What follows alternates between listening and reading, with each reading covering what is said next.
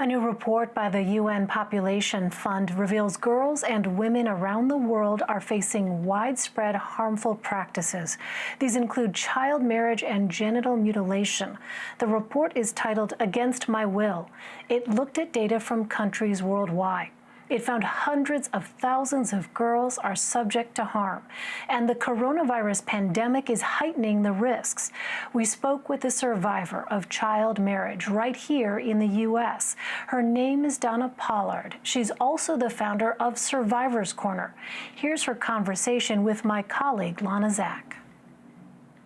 Donna, thank you so much for being with us.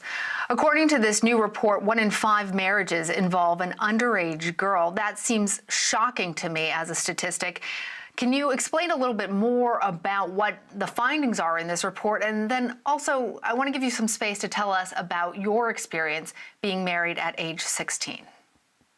Absolutely. So that statistic that you just spoke of is a worldwide statistic. And if we look exclusively at the United States, we have found that almost 250,000 child marriages have occurred since the year 2000. And again, that's just in the United States alone. And a lot of people believe that these marriages are occurring between 2 teenagers, and they label them as Romeo and Juliet situations. But when you really dive into the data, we found that nearly 80% of underage marriages are occurring between a minor and a person substantially older than them. And that was what occurred in my specific case, and why I am so dedicated to ending child marriage in the United States. Would you like to tell us anything more about how growing up here in the United States, you found yourself a survivor of a child marriage to a significantly older man? Yes, and I was actually in a position where my perpetrator was in a position of authority over me. I grew up in a very abusive household, and when I was 13 years of age, my father he ended up dying of advanced stage lung cancer, and that placed me in a very vulnerable position to be groomed by a predator. When I was 14 years old, because of the abuse that I had suffered and the fact that I lost my father at such a young age, I ended up being admitted to a behavioral health facility for treatment. And unfortunately, instead of receiving the help that I should have received at that facility, I was preyed upon by a mental health technician that worked there. He was 29. And again, I was 14. After I was released, my mother, who had some very obvious mental health issues of her own and who herself had also been a child bride, she consented to my marriage to him when I was 16 years of age. And this is after having 2 years of him grooming me and making me think that this was a true relationship. And what ended up happening with that relationship is that he ended up exploiting me and abusing me, and I did not have any means to escape because of my underage status. I couldn't even seek refuge in a domestic violence shelter because I was not yet an adult, nor could I consent to my own medical treatment. He had to give me that, which of course highlights the power imbalance between children that are marrying adults. Donna, that is so horrific, and I'm sorry you had to experience that. Thank you for putting your experiences into practice and trying to help other child brides. We've spoken a bit about the vulnerability that you have when you are a child married to an adult. In other countries, how different is that situation? I imagine in all of these cases, it has an impact on mental health and the well-being of that child bride. Oh, it absolutely does, regardless of where you live. There's certainly a mental health impact. There's also a physical health impact, because again, you have to consider that the child most often cannot even consent to their own medical treatment. And once a child marries, that puts them in this very gray area for any type of protective services. So I know that, early on into my marriage, when I was 16 and my perpetrator at that time was 31, the neighbors would call the police because of how loud the violence would be. And when the police showed up and Child Protective Services, there was nothing that they could do. because I was married to him. I can't even file criminal charges against him in at least one of the states that's involved in my case because of the fact I was married to him. And this cycle perpetuates across generations, and it causes survivors to carry with them such shame and such trauma. And that very well can end up bleeding into the next generation, as again is my experience directly. I did research a while back and identified that on my mother's side, every generation, as far back as I could trace 5 generations, every generation had an underage marriage that occurred. And we're talking girls as young as 13, which is what my mother was when she was wed, to 17. And again, there's no typical profile either. It could very well be correlated to poverty. It could also be correlated to parents that are trafficking their children to get money for drugs. And then in some cases, parents really have good intentions and they don't realize that they are also being groomed by pedophiles that have horrible intentions for their child.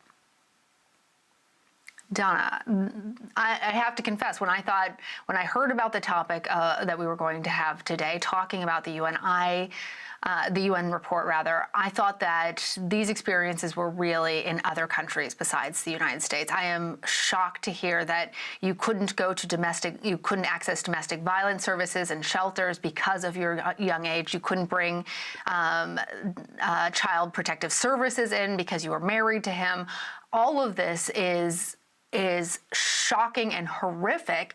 How much has changed since you were first married, and how much does this still exist in states here in the U.S.? Oh, it's extremely prevalent still here in the United States. And in fact, there are only 4 states here in the United States that say absolutely no underage marriages can occur. And that legislative change has only been achieved recently.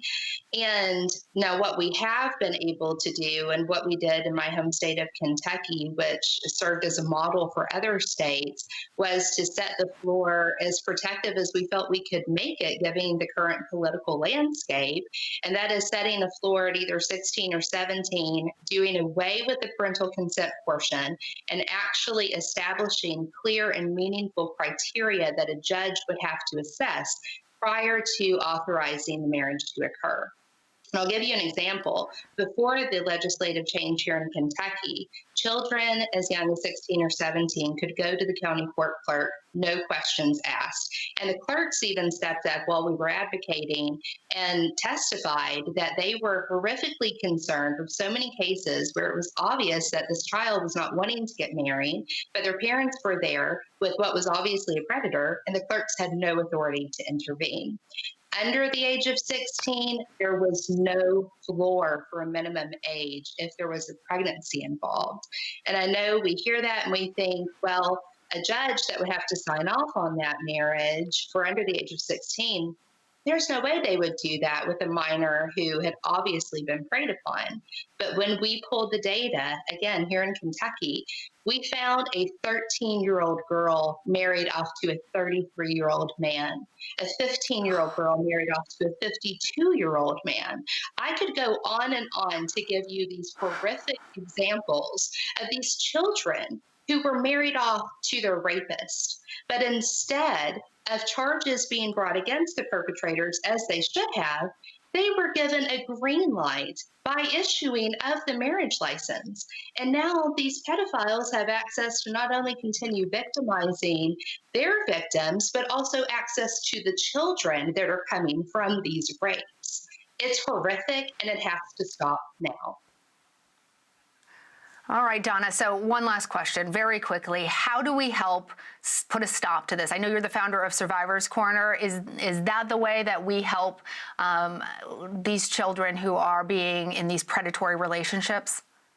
Absolutely. So, Survivors Corner positions survivors and various forms of victimization to be able to speak about their experience and advocate for social change. I firmly believe that if we are going to achieve legislative victory in multiple states, we have to start mobilizing survivors to find their authentic voice and encouraging them with a supportive network to be able to share their experiences, but not in a way that's re exploitive. Unfortunately, I'm seeing a lot of organizations that may have really great intentions, but because of the way that they approach situations, they end up exploiting survivors instead of supporting them to become advocates themselves. Well, Donna Pollard, thank you so much for joining us. Many people don't realize that child marriage happens in the U.S. You can learn more about that from our CBSN Originals documentary called Speaking Frankly, Child Marriage, available to stream now on cbsnews.com/minors.